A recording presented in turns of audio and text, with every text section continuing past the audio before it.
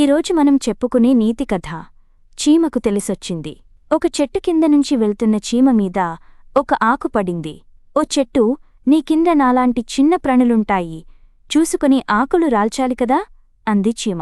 అది కాలానుగుణంగా జరిగేది. ఆకులు రాల్చడం నా పని కాదు అని అన్నది చెట్టు. ఆకులు నీవైనప్పుడు నీకు తెలియకపోవడం ఏంటి అంది చీమ. చెట్టు ఆకులు రాలడం ప్రకృతి ధర్మం, అయినా నువ్వే చూసుకుని రావచ్చుగా అంది చెట్టు. ఇంతలో అటుగా వచ్చిన మనిషిని కుట్టింది చీమ.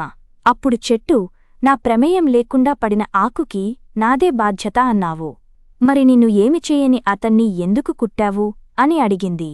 చెట్టు అడిగినదానికి ఏం సమాధానం చెప్పాలో తెలియలేదు చీమకు. ఆకులు పండిపోయాక రాలిపోవడం సహజం, అలాగే ఆత్మరక్షణ కోసం కుట్టడం నీ లక్షణం. ఎవరి తీరు వారిది. జరిగింది మనకి అనుకూలంగా లేదని అవతలివారిని నిందించడం సరికాదు అంది చెట్టు.